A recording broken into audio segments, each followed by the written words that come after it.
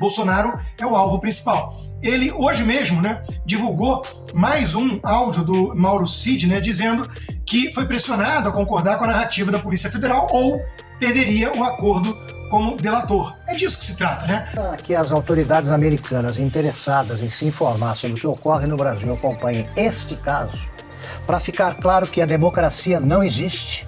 No Brasil, o governo foi deliberadamente entregue para não governar ao Lula, porque ele foi absolvido pelo STF para ter alguém na presidência que fique sempre com a espada na cabeça. Ele é culpado, ele não foi absolvido, ele foi condenado por 9 juízes, ele é ladrão. Fala pessoal, sejam bem-vindos. Começando mais um vídeo recheado de informações importantíssimas. Mas antes, inscreva-se agora mesmo no canal, deixe o seu like e compartilhe esse vídeo com o máximo de pessoas. Assim você vai estar me ajudando demais. Giro na tela e notícias a seguir.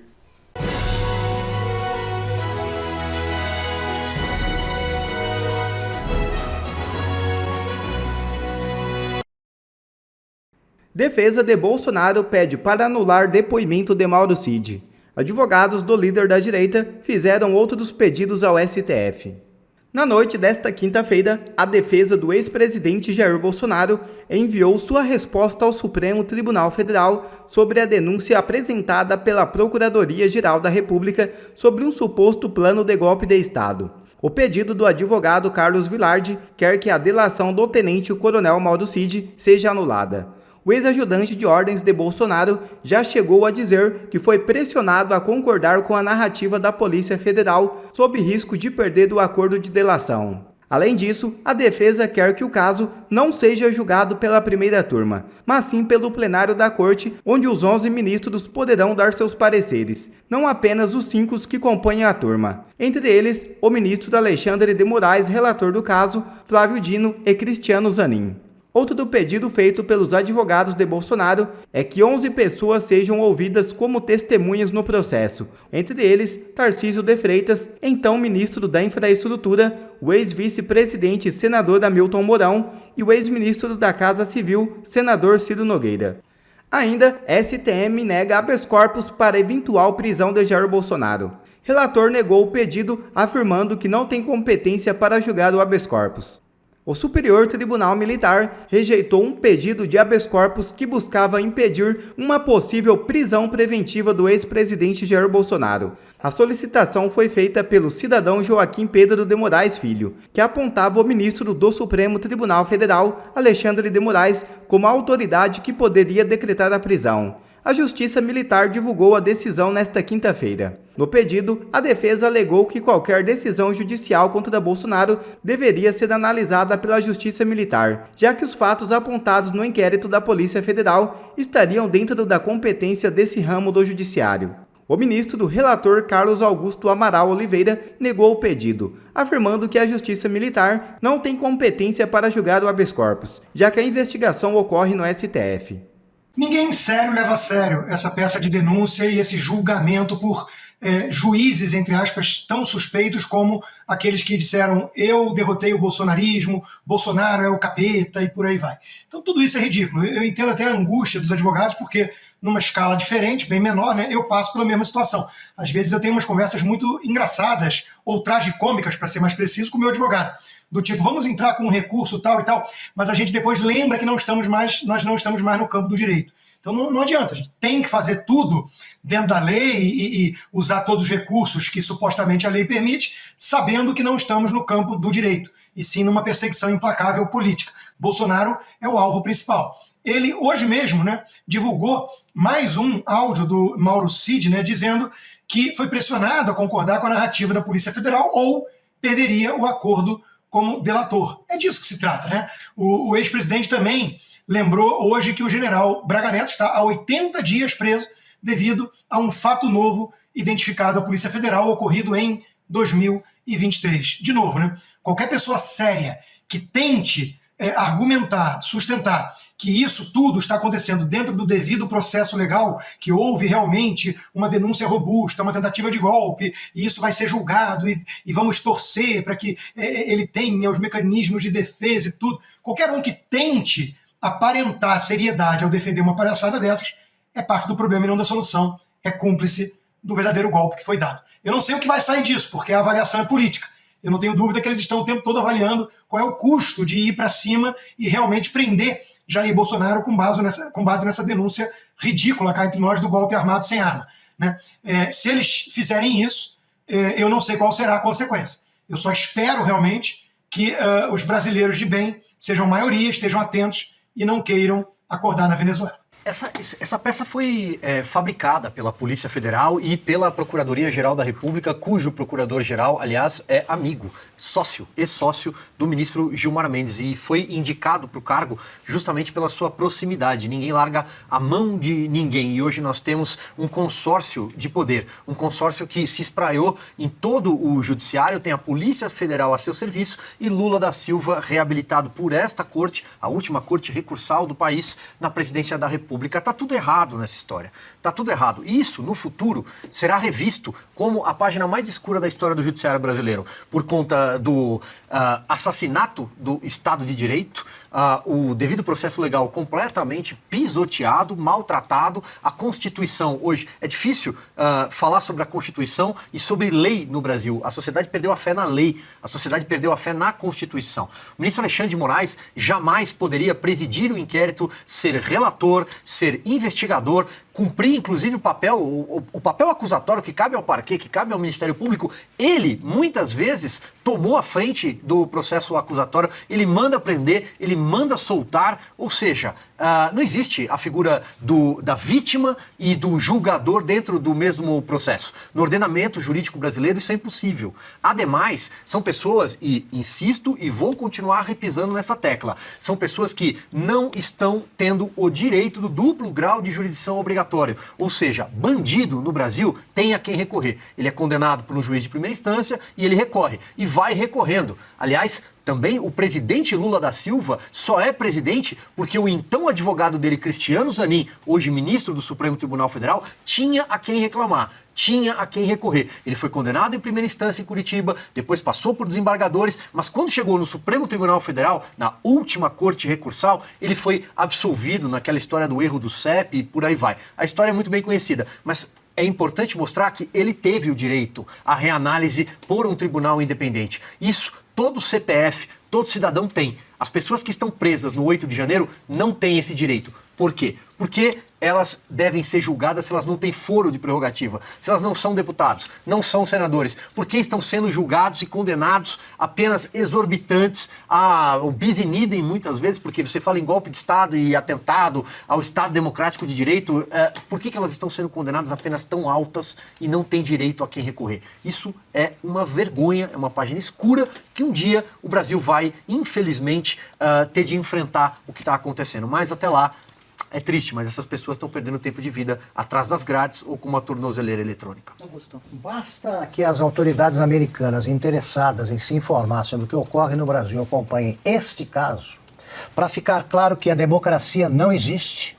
No Brasil, o governo foi deliberadamente entregue para não governar ao Lula, porque ele foi absolvido pelo STF, para ter alguém na presidência que fique sempre com a espada na cabeça. Ele é culpado, ele não foi absolvido, ele foi condenado por 9 juízes, ele é ladrão. E os ministérios também são controlados, na sua imensa maioria, por delinquentes. Então isso aí não vale. Boa parte do Congresso, dezenas ou centenas de parlamentares, tem medo do Supremo, porque alguns porque têm culpa do cartório, outros porque são covardes congênitos. Aí. Tudo bem. Agora, o Supremo botou na cabeça que manda no Brasil.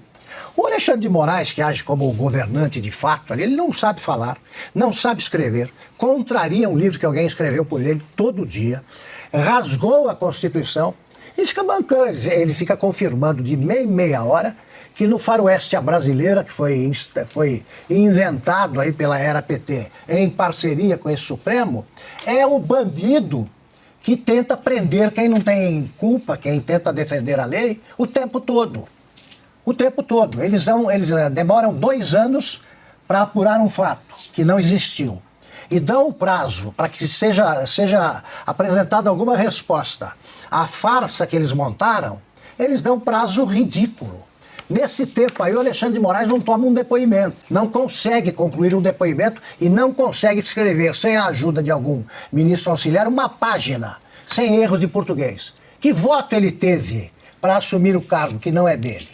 O presidente do Supremo, que faz parte aí do quarteto hoje no comando, completado pelo Gilmar Mendes e pelo Flávio Dino, o presidente Barroso, esse cara aí defendeu um terrorista há 10 anos e acredita no João de Deus. É que extrai o melhor que temos de nós. Aqui esse cara que falou, nós derrotamos o bolsonarismo.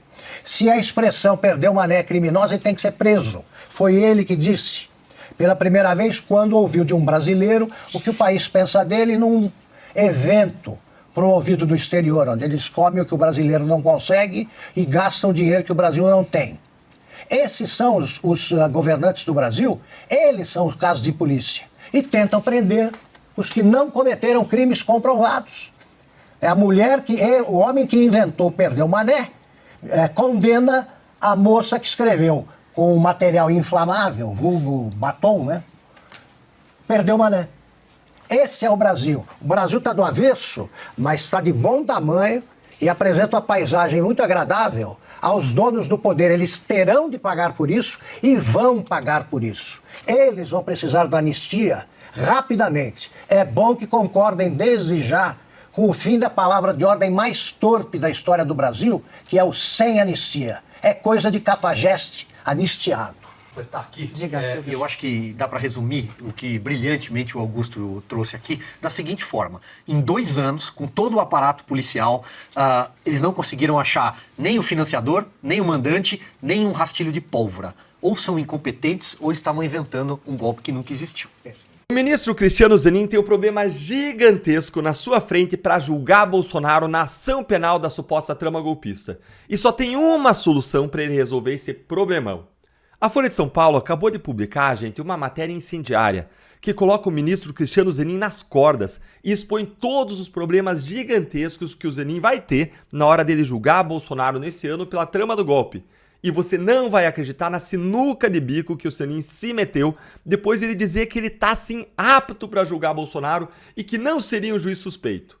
Deixa eu fazer um parênteses. Ele é sim suspeito, impedido, escancaradamente. Eu fiz um vídeo aqui no canal mostrando isso, que eu vou deixar para vocês na tela aqui e também na descrição para você assistir no final. Zanin, agora então, segura o rojão, porque a coisa não vai ficar fácil para você. E você que está aqui comigo, fica aqui para você entender essa história. E lá no final eu vou te contar qual que é a única saída que o Zanin tem nesse caso. E eu já vou te dando spoiler. É uma saída aí dolorosa para quem quer ferrar o Bolsonaro, vai ser muito doloroso, viu? Então lê aqui comigo a matéria da Folha de São Paulo, acompanhe na tela. Zanin encara em caso Bolsonaro no STF métodos que ele criticou na Lava Jato. Já vai ver se é verdade isso aí de métodos da Lava Jato. Sabem que eu não gosto dessa história, né? Vamos lá. Atual presidente da primeira turma do STF, que vai analisar a denúncia e julgar o presidente Bolsonaro, o ministro Cristiano Zanin foi um crítico recorrente da pressa e das circunstâncias em que foram conduzidas as ações que condenaram o presidente Lula na Operação Lava Jato. Pressa? Já vou mostrar para vocês, mas vamos seguir aqui. No Supremo, a previsão também é de julgar Bolsonaro de forma acelerada, com conclusão ainda nesse ano, sob a justificativa de evitar uma possível contaminação do caso no ano das eleições presidenciais de 2026. Advogados de defesa já manifestaram a intenção de questionar prazos e os métodos adotados na tramitação do caso. Vamos colocar os pingos nos is. O julgamento de Bolsonaro no Supremo vai ser uma fonte eterna e inesgotável de constrangimentos para o Zanin, mas não por conta de métodos da Lava Jato, que agora estariam também sendo aplicados contra Bolsonaro. Não, gente. Não. É porque o que está acontecendo agora é muito, 1000 vezes pior. Não tem comparação alguma com o que aconteceu na Lava Jato. A gente tem aí todas as peças de defesa que o Zanin fez em relação ao Lula, quando ele era advogado, para provar isso. Quando o julgamento contra o Bolsonaro acontecer, a gente vai ter à nossa disposição literalmente milhares de peças de defesa e recursos do Zanin para comparar com o que está acontecendo agora. E a conclusão vai ser inequívoca. Não vai ter dúvida sobre o que aconteceu. Os abusos contra o Bolsonaro, eles são reais. Não tem semelhança nenhuma com o que aconteceu na Lava Jato, porque lá na Lava Jato nós seguimos a lei. E aqui agora, Moraes está violando a lei para punir Bolsonaro, custe o que custar. Para começar, gente, na Lava Jato nunca houve essa ideia ou admissão pública de uma ideia de que, seja pelos procuradores, seja pelos juízes da operação, de que se queria condenar Lula antes das eleições. Nunca teve nada disso. Para não contaminar o processo eleitoral. Não, baboseira. Isso simplesmente jamais aconteceu, porque a gente não estava atuando nem pensando em condenar, mas sim pensando em dar um julgamento justo, e a gente não estava atuando pensando nas eleições, mas sim na aplicação da lei. Enquanto hoje os ministros do STF admitem claramente, livremente, que eles querem condenar Bolsonaro e querem fazer isso antes das eleições. Como eu já mostrei aqui no canal, também vou deixar o vídeo na tela, no fim, e também na descrição para você ver depois. E bora seguir aqui, gente. E eu já vou te mostrar que baboseirada é essa de que no caso Lava Jato se teria acelerado o caso Lula. Isso é mentira, já vou mostrar. Olha aí. Quando o julgamento do recurso de Lula no caso do Triplex foi marcado pelo TRF4, Zanin divulgou uma nota na qual fazia uma série de críticas e dizia esperar, em forma de provocação, que a explicação para essa tramitação recorde seja a facilidade de constatar a nulidade do processo e a inocência de Lula. Só que era simplesmente mentira, uma imensa mentira de que a tramitação do caso Lula ocorresse em tempo recorde. E vocês sabem que eu sempre gosto aqui de mostrar as provas para vocês, né? Então olha aqui comigo esse levantamento feito pelo Ministério Público Federal que demonstra claramente que o caso Lula demorou mais do que a média. Olha aí na tela. Vocês veem aí essas barras e cada barra corresponde ao tempo de duração de um processo na Lava Jato até a condenação.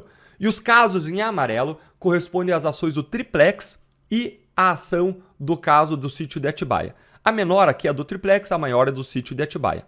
A primeira linha horizontal amarela, essa aqui que vocês estão vendo, está escrito aqui do lado aqui média, indicando a média de duração dos processos, o tempo médio de duração. E você vê claramente que não teve nada de tempo recorde no julgamento do Lula. Foi o contrário. Ambos os casos aqui duraram mais do que a média. Aliás, o caso do sítio durou bem mais, o dobro do que a média. Pois é, Zanin. E no caso Bolsonaro? Lula demorou mais de um ano para ser julgado e condenado em primeira e segunda instâncias, mas Bolsonaro vai ser julgado e condenado no Supremo, onde tudo demora muito mais do que na primeira instância, mas em cerca de 6 meses, o que é absurdamente sério, algo praticamente inédito na história do Supremo. Só se vai se comparar talvez ao caso do Daniel Silveira, que é outro caso que foge do padrão que eles queriam colocar, amassar, colocar a mão do Estado todo o peso sobre o Daniel Silveira porque ele ousou atacar os ministros do Supremo. O julgamento do mensalão, gente, durou mais de 7 anos para acontecer e ser finalizado. Como que você vai explicar isso, ministro Zanin? Se você também, que está aqui, concorda comigo que Zanin está nas cordas com essa situação, vamos curtindo o vídeo, curta aí para mais gente saber disso, para você receber mais informações desse tipo e vamos aqui para o próximo problema que o Zanin vai enfrentar. Acompanha aí. Mesmo antes de os processos de Lula chegarem ao tribunal, Zanin já contestava os métodos da força-tarefa do Ministério Público Federal e de magistrados. Ele dizia que os julgamentos tramitavam em um foro indevido à 13ª Vara Federal de Curitiba, à época comandada por Moro, que depois se tornou ministro de Bolsonaro e atualmente é senador pelo Paraná.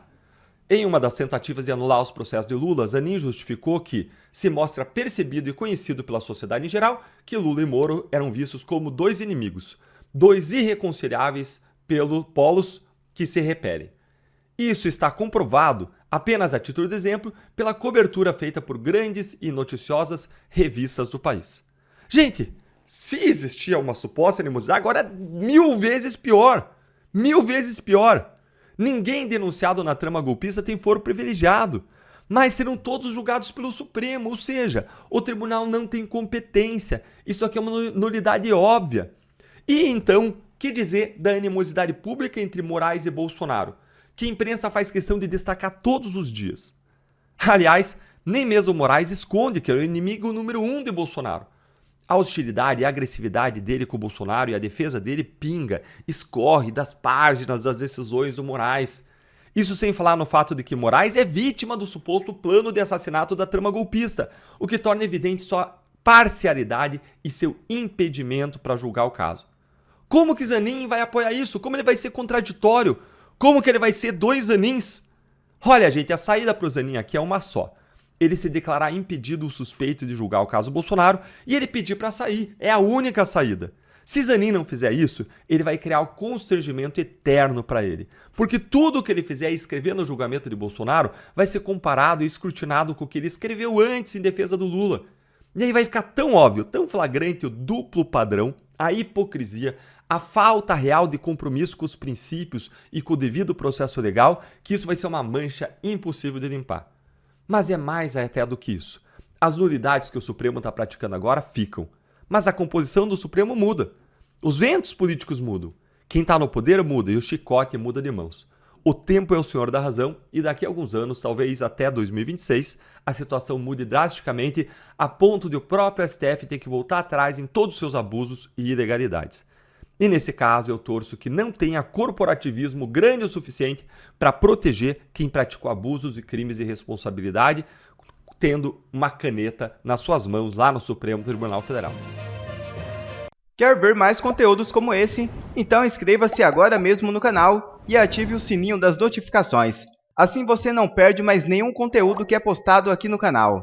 E também já deixe o seu like para o YouTube ajudar a divulgar o nosso trabalho. Fico por aqui e que Deus abençoe a todos. Brasil acima de tudo e Deus acima de todos.